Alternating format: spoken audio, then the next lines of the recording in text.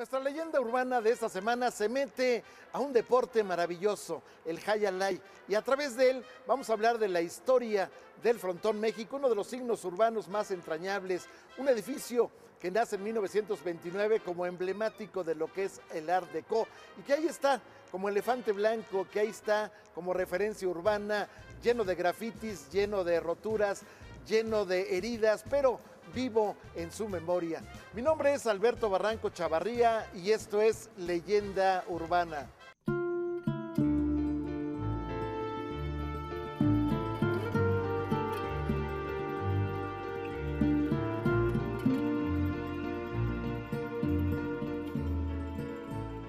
Desde que llegó a México, el juego de la pelota vasca se ha convertido en uno de los juegos más populares entre la sociedad, tanto así que aquí en 1916 se creó una de sus variantes llamada el frontenis. Hoy en Leyenda Urbana hablaremos del frontón, además del Frontón México, uno de los edificios más emblemáticos de la ciudad, ubicado en la colonia tabacalera, que guarda un sinnúmero de anécdotas y que ha sido sede de varios campeonatos mundiales del juego de la pelota vasca.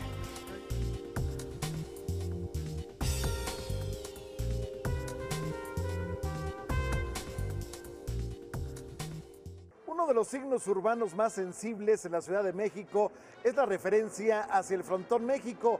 Hoy un edificio grafiteado, hoy un edificio en ruinas, hoy un edificio que tiene los vidrios rotos, hoy un edificio herido, adolorido quizás de tantos años. El Frontón México, sin embargo, pues tiene una larga historia que contar. La historia que se liga a la vida de los grandes personajes de la Ciudad de México.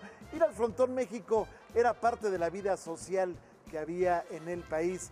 El Frontón México era algo más que un escenario en donde se practicaba un deporte. Vamos a decir, era un encuentro social donde, la gente se daba roce, la gente se daba estadio en el escenario de lo que era la Ciudad de México de aquel entonces. Estamos hablando de un auge que se da en los años 40, 50, 60, 70 y después resurge en los 90 para después quedar paralizado.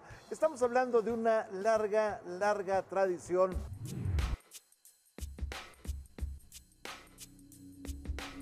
Y en este momento tengo el gusto de presentarles a Aquiles Elorduy, quien es el propietario del frontón Elorduy aquí en La Condesa. Cuéntame un poquito acerca de la historia de este frontón, de cómo comenzó y cuántos años tiene. Acaba de cumplir 83, se inauguró el 4 de junio de 1927, tiene 83 años. Mi bisabuelo, 83 años. Sí, mi bisabuelo don Aquiles Elorduy lo inauguró para uso y disfrute de su persona.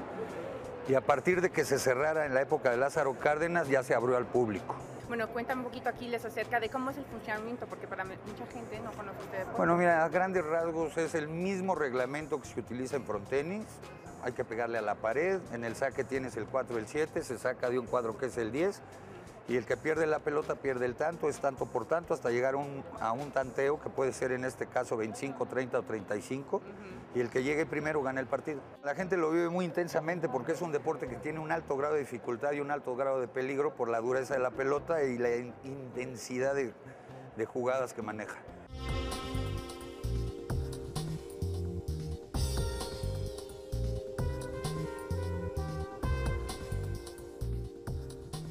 Vamos a la historia.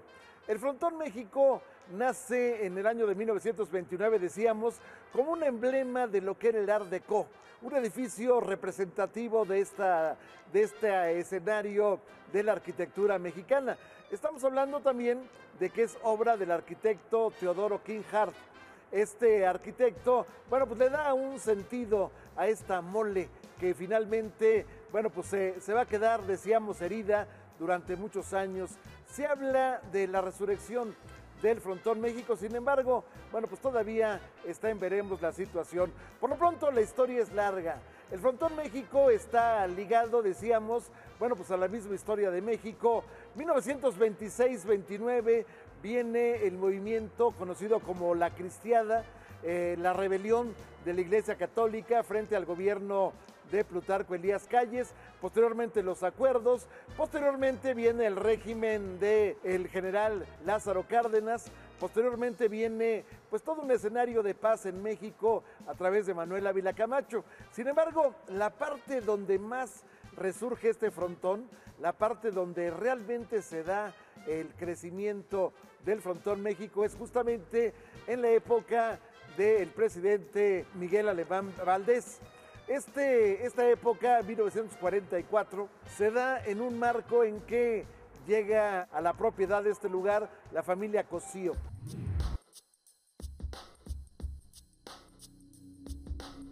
La Cesta Punta llega a la Ciudad de México el 15 de diciembre de 1896 con la apertura del frontón Eder Jay. Durante este tiempo se hace muy popular este deporte ya que se permitían las apuestas durante los partidos. Sin embargo, muchos frontones tuvieron que cerrar sus operaciones debido a un decreto gubernamental. De aquel auge del siglo XIX, solo sobrevive el Frontón Nacional que reabre sus puertas en 1906 y que queda ubicado en la calle de Iturbide. En 1923 abre sus puertas el Frontón Hispano-Mexicano, que después en 1950 se convierte en el Cine Real Cinema. Y después se inaugura en 1929 el Frontón México.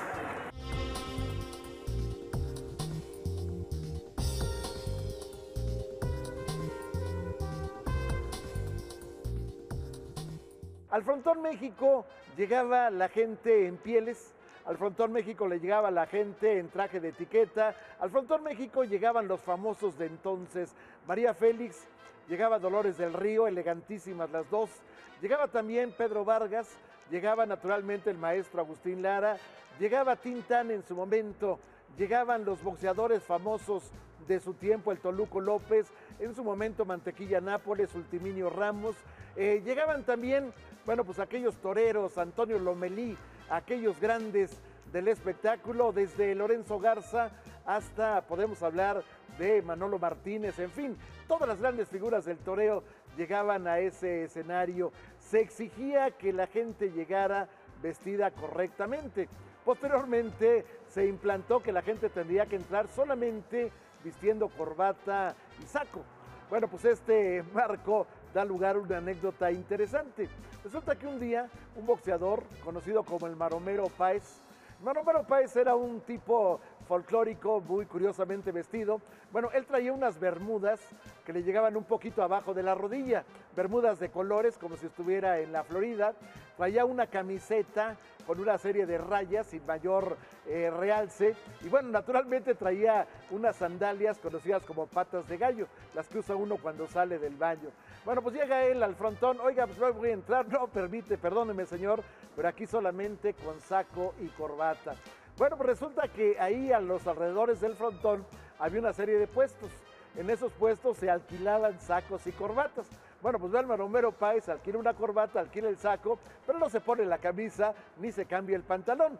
Entonces llega a decir, oiga, voy a pasar al frontón. Naturalmente no se le permitió la entrada y entonces, bueno, pues la gente empezó a protestar y finalmente le enseñaron al encargado del lugar el letrero. Aquí dice que saco y corbata, que no traiga camisa de cuello duro, que no traiga lo demás, no es problema.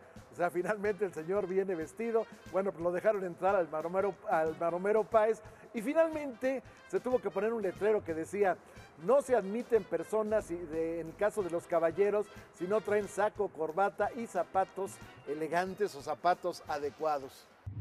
Un frontón es la cancha en donde se juega cualquier tipo de pelota vasca y quizás la variedad más antigua de este juego se le llama cesta punta o hayalay. Hayalay es juego alegre en euskera, la lengua vasca, y en vez de jugarse con una raqueta como en el front tenis, se juega con una canasta como esta hecha de mimbre en donde se mete la mano como tipo guante con una pelota que pesa aproximadamente 120 gramos. Nosotros seguimos aquí con este programa dedicado al frontón y al Frontón México. Siga con nosotros. Esta es la bola más dura y más rápida del mundo, la pelota de hayalay. La cesta es hecha de junco especial para resistir el tremendo impacto de la pelota. Hay que atar bien la cesta con repetidos pasos de cinta. Vamos a ver en acción a los jugadores de la Selección Nacional Amateur de Frontón a Cesta que disputarán en Montevideo el Campeonato Mundial de este deporte. El saque es fundamental, un saque entregado y el tanto se pierde con un remate a dos paredes. Empieza un juego de exhibición para usted. un enceste de derecha, contestación de revés. Ahora un rebote. Así se saca una pelota arrimada. Así una bola de la alambrada. Un rebote a media vuelta castigando. Y una preciosa exhibición. Botes corridos, derechas, revés, picadas. Todos los estilos en acción. Así juegan los aspirantes a representar a México en el torneo mundial de este deporte, al que algunos han llamado el más bello, rápido y espectacular del mundo entero.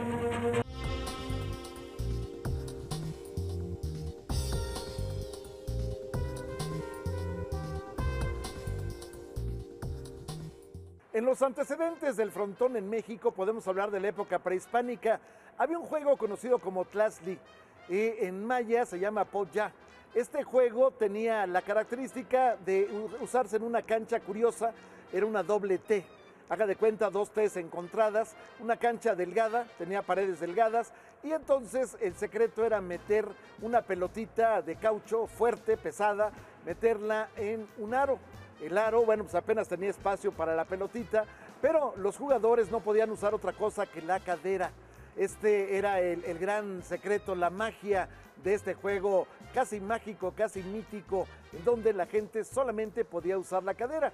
Posteriormente, bueno, pues llega el escenario de la Nueva España, llega el virreinato y entonces se crea el juego de frontón a mano. La gente, bueno, pues empieza a tener la afición por este tipo de juego. Podemos hablar de dos frontones que había en lo que hoy sería la calle de Bolívar, alguna vez conocida como Colegio de Niñas, alguna vez conocida como Teatro Principal. Justamente en el lugar donde estaba el Teatro Principal en su momento, ahí estaba una de las canchas de frontón de mano. Posteriormente, bueno, ya en 1845 va a llegar el primer frontón. Vamos ya con la idea del Hayalay. De hecho, se va a llamar Eder Hayalay, este primer frontón que se va a dar en México, cuando, bueno, pues la comunidad vasca en nuestro país va a introducir este extraordinario deporte, la cesta vasca, la cesta punta. Vamos, el recoger la pelota con una cesta hecha de mimbre a mano y posteriormente empezar a realizar el asunto.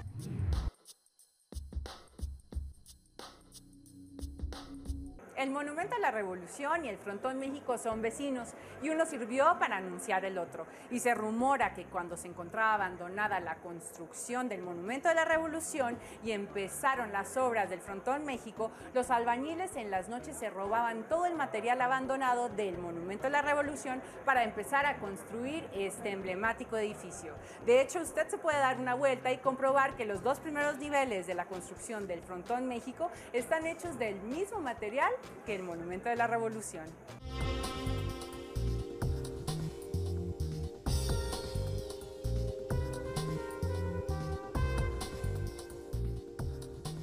Inaugurado el 10 de mayo de 1929, el Frontón México llegó a ser, decíamos, uno de los símbolos urbanos más sensibles, uno de los símbolos urbanos más conocidos. Originalmente, bueno, pues solo iba la comunidad del pueblo vasco, llegaba a ese lugar. Posteriormente se fue popularizando la idea de llegar al frontón. Los habitantes de la colonia Tabacalera, de la colonia San Rafael, posteriormente de la colonia Roma, de Tacubaya, de Mixcoac, fueron llegando a ese lugar que de pronto se convirtió, decíamos, en un paraíso para quienes querían tener presencia social. Ahí llegaban pues todos los grandes, los ricos de la época, los empresarios, llegaban también, bueno, pues las figuras que en su momento querían hacerse notar. Llegar al Frontón México era todo un espectáculo.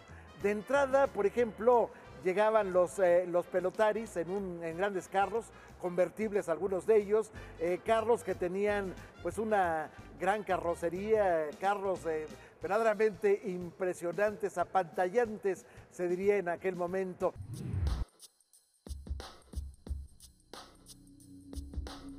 Bueno, y en este momento me encuentro con Imanol López, quien es el mejor jugador del mundo en High Life. Muchas gracias por estar con nosotros aquí en Leyenda Urbana y cuéntame, ¿qué te trae a México? No, pues me trae este bonito deporte que se llama Hayalay, ¿no? Sí, sí. Cuéntame un poquito acerca del deporte, cuáles son sus reglas y cómo es la estructura del juego. Bueno, las reglas son, no sé, las clásicas reglas que ha tenido el Hayalay, ¿no? Pues es algo similar, está unido a las pelotas, es algo parecido al tenis y bueno, yo creo que tiene mucha tradición, mucha cultura y que toda la gente lo conoce aquí en México pues, por el magnífico frontón que hubo hace unos años atrás, que era el Frontón México, ¿no? Ahora, ¿cómo se divide la cancha? Pues la cancha básicamente tiene como tres pedazos, ¿no? Que una que es de la pared de adelante hasta el cuadro 4, luego del 4 al 7 y del 7 a la pared de atrás, ¿no? Básicamente del 7 adelante lo cubre el delantero y del 7 para detrás el zaguero, ¿no?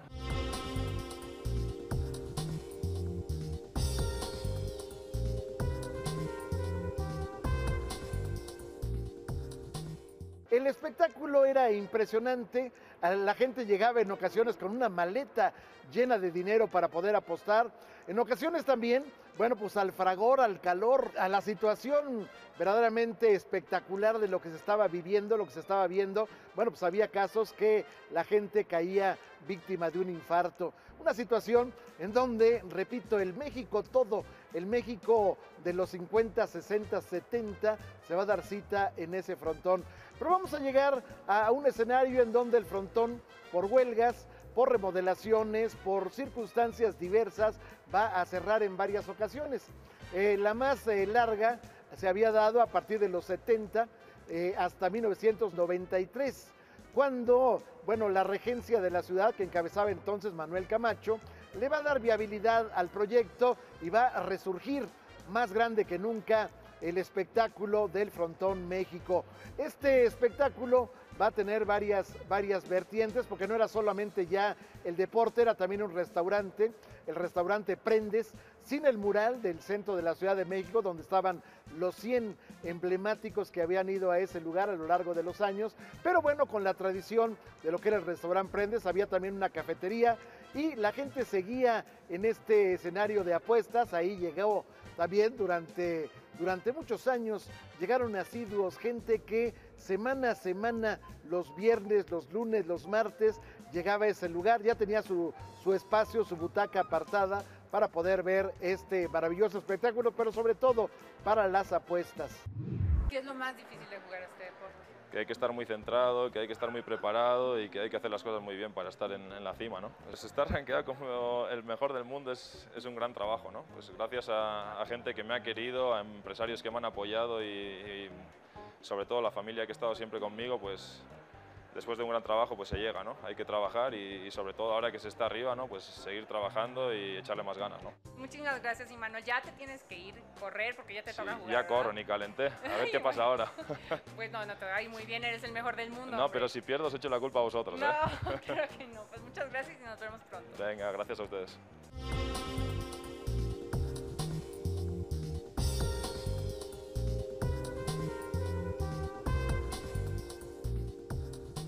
El deporte se va a popularizar mucho más cuando se hace una película que se llama La Noche Avanza, bajo la dirección de Roberto Gabaldón. Ahí aparece como estrella Pedro Armendáriz, pero también aparecen Anita Blanch, aparecen Rebeca Iturbe, aparece Julio Villarreal. Esta película nos muestra el escenario concreto, completo, íntegro de lo que era el Frontón México.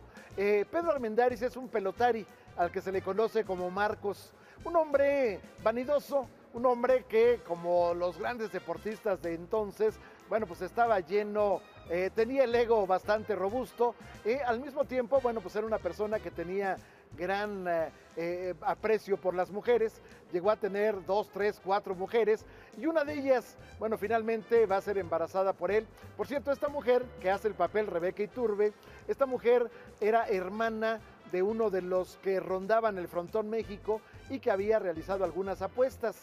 Estas apuestas le habían salido mal, debía mucho dinero a un personaje, un mafioso, y bueno, pues resulta que en ese marco se embaraza Rebeca Iturbe, y entonces Marcos, es decir, Pedro Armendáriz, le aconseja que aborte y que, como quiera que sea, él se va a casar con ella. Va con Julio Villarreal, el padre de la novia, le ofrece que se va a casar y en realidad se esconde para no hacerlo. En ese ínterin, bueno, pues llega el momento en que él va a tener un partido estelar. En ese partido se habían hecho apuestas muy fuertes en contra de él. La mafia había ordenado que él perdiera ese juego y sin embargo él, a la hora de la verdad, se va a rajar, como dicen, y finalmente va a ganar el juego. Con lo cual, bueno, pues está sentenciado a muerte junto con el hermano de Rebeca Iturbe en la parodia.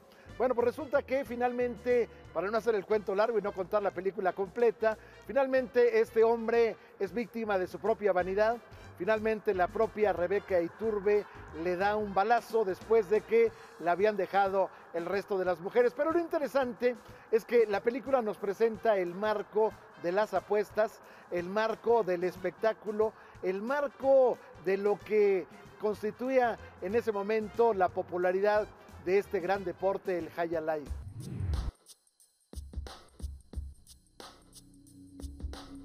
Por muchos años el edificio del Frontón México fue el símbolo del Art Deco en la ciudad, pero hoy en día es un paisaje de desolación, ya que ha sido robado, ha sido saqueado, además su fachada está llena de grafitis y por falta de mantenimiento está lleno de humedad. Actualmente existe un proyecto para la restauración de este gran edificio para que todos podamos disfrutar de nuevas anécdotas y además revivir la emoción de este gran deporte. No olvides escribirnos a leyendaurbana@proyecto40.com.mx o de entrar a nuestra página web www.proyecto40.com.mx. Yo soy Cintia Francesconi y nos vemos en el próximo programa. En 1996, 3 años después de su inauguración, en un escenario en que se mezclan el empresario de entonces, Miguel del Río, que se mezcla el líder sindical corrupto llamado Ramón Gámez, que se mezcla una huelga. Bueno, el Frontón México cierra sus puertas. Se dice que se trataba de una huelga de pelotaris, alguien dice que se trató de una huelga hechiza. Sin embargo, bueno, pues es la fecha que el Frontón no ha vuelto a abrir sus puertas. Sin embargo, bueno, pues el recuerdo ahí está. En la memoria está inscrito lo que fue, lo que seguirá siendo por muchos años el Frontón México. Una historia ligada a la historia misma de la Ciudad de México. Gracias por habernos permitido llegar a la sala de su casa. Lo espero el próximo sábado a las 9:30 de la noche, naturalmente aquí en Proyecto 40. Mi nombre es Alberto Barranco Chavarría y le deseo una magnífica noche.